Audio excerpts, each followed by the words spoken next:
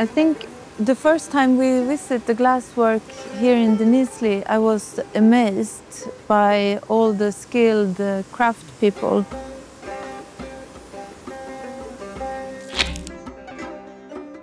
It was a coincidence how I started with the material glass. I'm from a suburb to Stockholm, and there I met the person in an old trashy parking lot, and she had a necklace made out of glass, like a big lump. And I wonder, oh, that looks amazing, where did you get it from? And she said she made it herself in this craft school in Orrefors, the southern part of Sweden. I guess I was a very angry teenager and I wanted to change how things look. I was very sensitive for material and for material language. I wanted to change how everything looked, and the easiest things to start with is yourself, your clothes, the way you look, and if you look in different ways, how do people actually interact and treat you? So that was to explore the way I looked was the first way for me to understand how to communicate and to understand each other through material language. And that lump of glass kind of opened a gate for me, like opened to a new universe.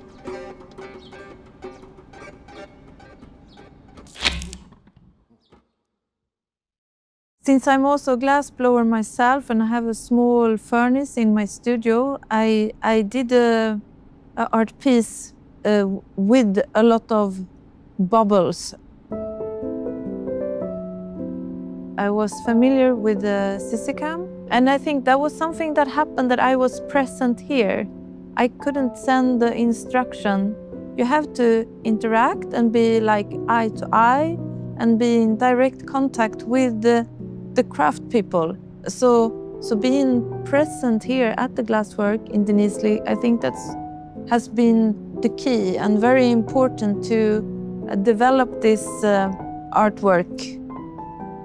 And that is very much about a long-term collaboration where I interact with the production, and that's also how we develop new ideas. So it's like we are together making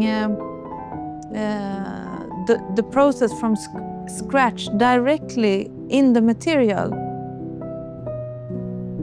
But here to collect the breath is also to celebrate the knowledge, both of course of glassblowers, but also of people as a humankind in general.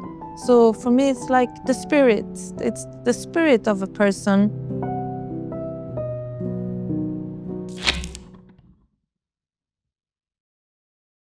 I mean, since I work very often within the social space, I include us human and human relations as a part of the artwork. Therefore, I'm also very interested in the functional objects.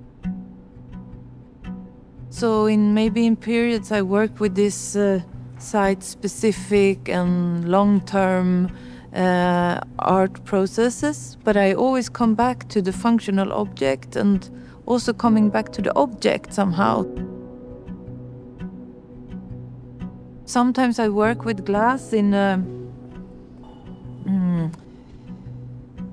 I don't know, in a more abstract way, and then it's like I'm making a loop and then coming back to also embracing functionality. Because it's hard to work as a sculpture material somehow. I mean, now we will see some castings, and now we're making this assemblage with a lot of small pieces, but it's hard to get a bigger scale within the material. The transparent glass, it's perfect for, it's like making the invisible visible, but also it's like a shadow of reality somehow. It's present, and absent in the same time. It's there and not there.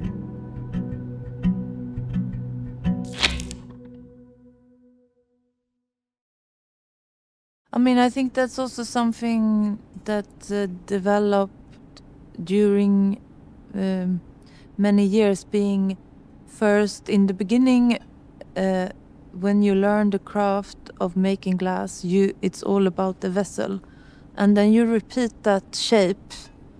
You repeat it, you repeat it, you repeat it for years and years and years, and that also gives a special relationship with the vessel itself, but also with scale, because for me the repetition also gave me a perspective on how to understand a monumental scale through the functional object that is always related to a human scale.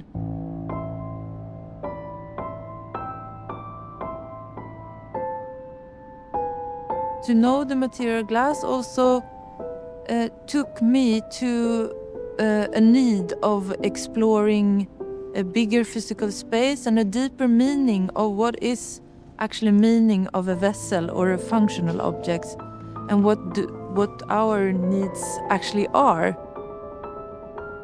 I wasn't happy with making beautiful vessels. I wanted to, I don't know, make a bigger mess, I guess.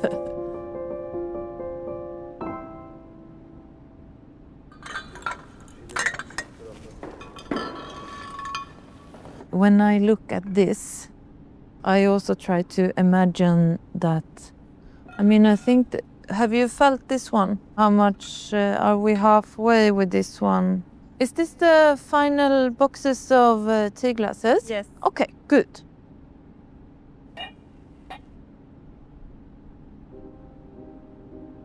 This is a work that are collecting the breath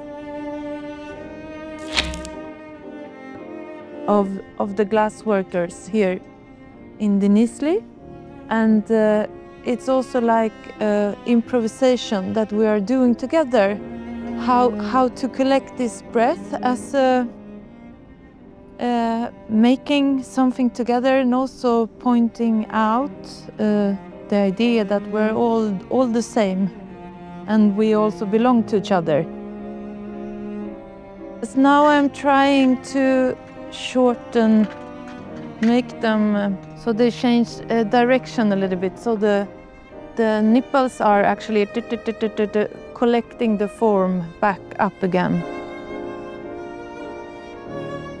And now we're trying to assemblage them here in Denizli, and then we will move the work to Pera Museum.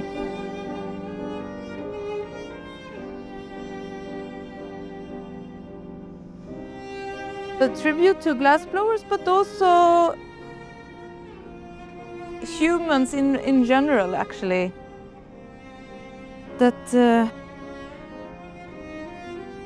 we have to maybe make our own spirits visible somehow, to understand that we belong together and that we can make things better together.